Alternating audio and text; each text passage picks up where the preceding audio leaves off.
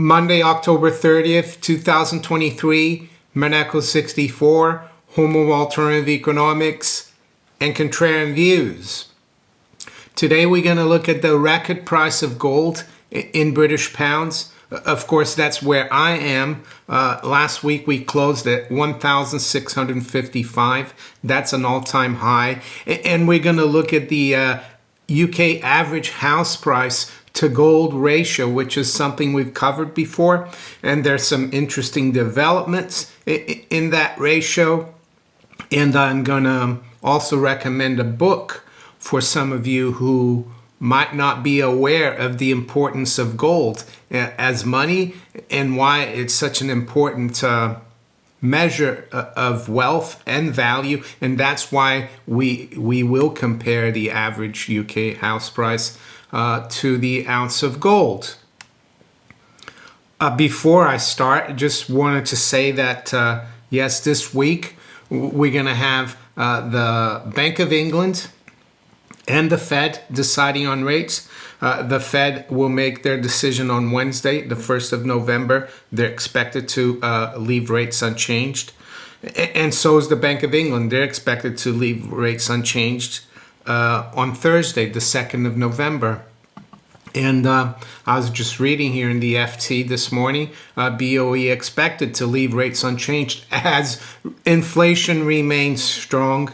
So our CPI, which was basically tinkered with by the ONS last year, I spoke about that many times already, May last year. Basically, they've changed the CPI back to 1949. And I would say the 6.7 rate that we're told is more like 8%. And they've changed it so much that the period from 1997 to 2020, CPI now, the average is 1.9 and it used to be 2.7. And why is that important? Well, because the Bank of England was given independence by Tony Blair in 1997, and it was supposed to have a target of 2%. So for those 23 years, on average, it completely missed its target. It might not sound like a lot, 0.7, but over 23 years, it makes a difference. But now they revised, the ONS, of course, at the urge of the government, they revised that data all the way back to 1949, and they've just changed history. So don't be fooled by government statistics. The debasement of the currency is even worse. And that's why we're going to look at the average UK nationwide average house price ratio to the ounce of gold today. And that's not to also add that the retail price index, which was what was used before the CPI to measure inflation, is still at 8.9. So the Bank of England is going to keep rates at 5.25. So we've got financial repression. What does that mean? Well, they're punishing savers at the expense. Yeah, they're not punishing. Yeah, they're punishing savers to really keep debtors going. And the biggest debtors, of course, are the government and also a lot of households who are up to here in mortgage debt. So now the book that I want to recommend before we look at the ratio, well, it's What Has Government Done to Our Money by Murray Rothbard. You can find a free PDF online. He will explain how money evolved over time. He goes back in time to explain where we are, and that money is actually a market instrument, something that evolved via trial and error from a free exchange of goods and services by people, not governments. Government, according to him, has hijacked it. And you will understand why gold and also silver are so important, and they continue to be, even though you will not hear much about it in the mainstream. You will not hear much about it anywhere, really. People just consider gold and silver speculative commodities, but they're anything but. So back to the nationwide UK average house price, and I've covered this before. And with this, I'm not trying to tell you buy gold, buy gold, sell your house, and wait to buy your house cheaper in terms of gold. I'm just trying to give you an idea of value of where we are in terms of the average UK house price. And of course, it's going to be different for the London price, but the average, I think, it's a pretty good indicator. And it might help those who have had enough foresight to keep accumulating gold to decide whether it's the right time, if they're still renting, or even if they want to buy another property. So we're going to start with a chart of this ratio. So basically this ratio is how many ounces of gold, troy ounces, and the troy ounce is 31.1035 grams. The normal ounce is 28 grams. So when we talk about gold, you need to know that it's troy ounces. So as you can see here from this chart, and it goes back to 1952. Why 1952? Well, because that's when the Nationwide started compiling the data, the average house price. You can see that the top of this ratio was just below 700 at 672. And I'll tell you when that was. Yes, that was in 2004. So 672. At the time, gold was at 226.85 pounds per troy ounce, and the average house price was at 152,464. So that was just at the beginning of the housing boom. Towards 2007, that ratio had dropped just because gold had gone up a bit quicker. Gold in 2008, for example, got to almost 600, and the average house price by then, though, had dropped to 156,000 from 183,000 in 07. So the ratio dropped to 261. So, and the numbers I have up until 2023 are all at the end of the year. The latest number for 2023 was from Friday this week. I took 1,655 as the price of gold in pounds, and I took the latest number from Nationwide house price, average house price, which was 260,181. So that ratio now is 157.21, and of course that ratio always moves around because the price of gold changes and the average house price changes. But I can tell you that that's the lowest level in that ratio since 1986, when it hit 148.83.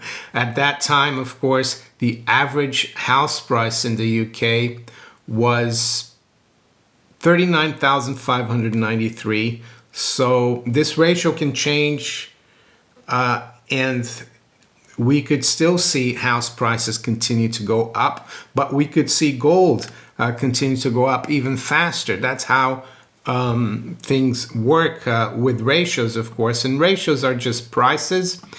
And as you can see in the chart here, the average over the decades since 1952 has been 242.8. The maximum has been 672, and the minimum 90.87. I think that was in 1982. So if we calculated today's average house price to that minimum ratio, the price of gold would have to be at 2,861. Does that mean gold won't go above that level in terms, and that houses will bottom at 98.87? Well, I don't know. Houses could bottom even lower this time because we've had such an epic bubble in housing. As you can see, I've drawn a line on that chart, which looks like it's a neckline to a head and shoulder top. But I would say that that area around 109 and also the 90.87 will be very important. And it could happen either way. We could see house prices collapse and gold stay steady or even go up. We could see the powers that be continue to inflate. And from what you saw about the Bank of England, it looks like that's what they want to do. And I'm sure politicians, they always want to see more inflation because, believe it or not, the general public, even though they don't understand it exactly, they like inflation. They do like inflation, even though when it gets a little too heated like it has in the last 18 months, they kind of wake up. But believe me, they would be even angrier if the powers that be actually went after inflation and brought a huge deflation, especially here in the UK where house prices are so important. So my guess is that this ratio will continue to go lower, but it will be a combination of still increasing house prices. It might decrease in the next year or two, and even quicker rising gold price. I'm not sure. I don't have a crystal ball to tell you where gold will be when this ratio hits 90, or it could even go lower than 90. So I think it's still a good thing to hold gold. I'm not saying you should hold gold and rent. I think having a house is like one of the basic necessities of life. I don't really see it as an investment per se, even though it does act as an investment. So if you do have enough fiat currency to buy a house, I would do it and keep the rest of the gold. And that's the way I see it. So the other thing this ratio does, it gives you an idea how the house prices are really doing versus something that has been a measure of value for thousands of years. There's the old example of during the Roman Empire, you could get a very nice toga and a very nice pair of shoes or sandals for about a troy ounce of gold. And right now at 655 pounds an ounce, of course, you can't get a tailored Savile Row suit, but you can get a pretty decent suit and a pretty decent pair of shoes. So that's what I'm trying to say here. That's why it's important to look at the nationwide average house price to gold ratio. You could do that with the London average house price as well, but I've decided to do it for the whole country. But I would say that the London one is the ratio is very similar. It might be, of course, different ratio. So that's where we're gonna stop today. Now we're gonna look at the markets. Friday was an interesting day because gold was pretty much, it wasn't doing much during the day, and it was towards the end of the day, London time, that we started seeing gold picking up and then pick up, something that rarely ever happens on a Friday. And eventually it broke through 2000. I think it went up to 2010, and I'm talking about the spot price, not the December futures price here. Yeah, some would argue it's because of what's going on in the Middle East. And it could be partly true, but I think if you listen to my live stream last night, and I had a really interesting guest on, he has some really interesting ideas and concepts of what's going on. Highly recommended. I met him through LinkedIn. He was an investment banker, and he's originally from Brazil, but he gave some really good ideas about why he thinks inflation is going to keep going, even though the Fed is raising rates. I highly recommend it. I'm going to put it up in the cards if you haven't watched it yet. So I'm not surprised. It's going to be quite volatile, the gold price right now. I'm not surprised that right now we're down back below 2,000. Does that mean the rally is over? I don't think so. I have a feeling in the short term we could go a lot higher. But as I said, gold is the ultimate store of value. And some people ask, when is the best time to buy gold? I think when you're under the fiat currency system that we're in, any time is a good time to get out of that system if you have spare fiat.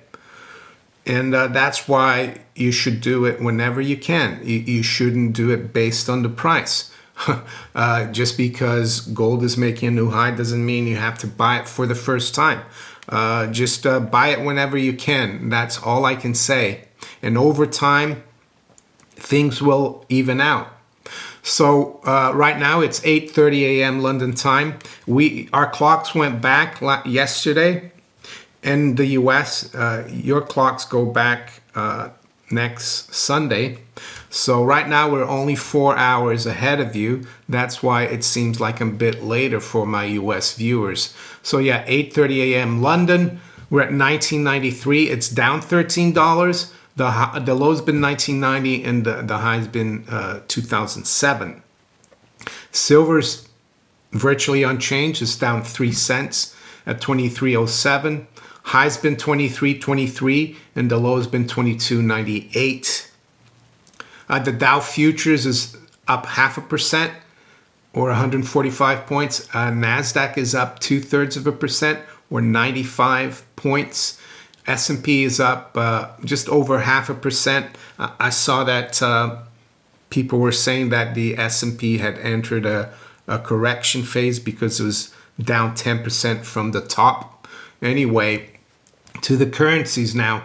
Sterling is down 0.25% at 120.93.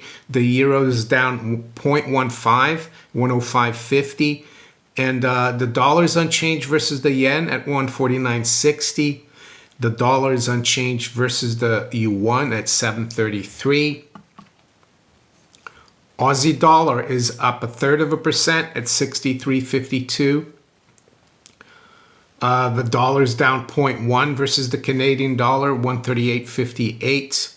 And the Kiwi dollar is up 0.2 at 58.19.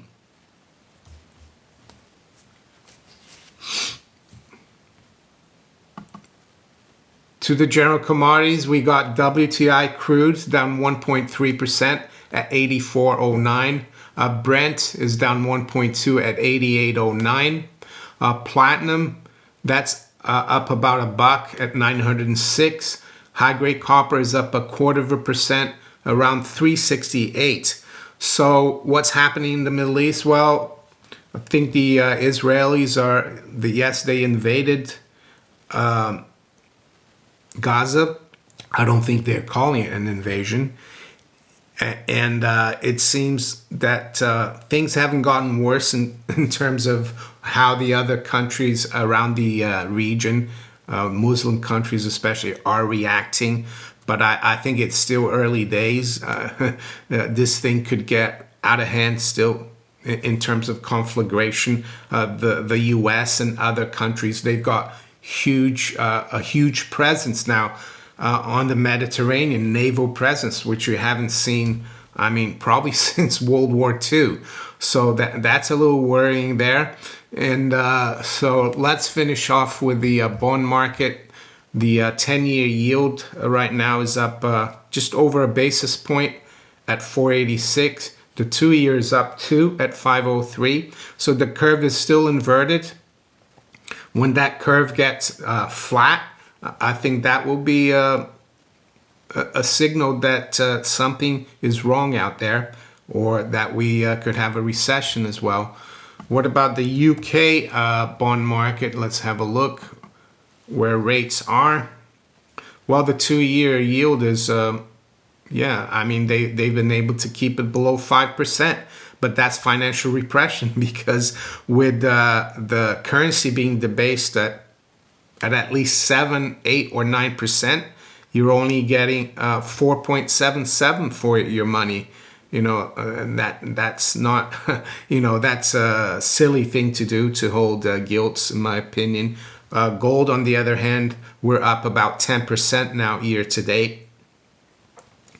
Yeah, there you go. And we've been up 10% every year since the year 2000 on average in British pounds. The 30 years still above 5%, though it's at 5.07. So there you go. With that, I'm going to wish you all a very good day. Take care. Bye.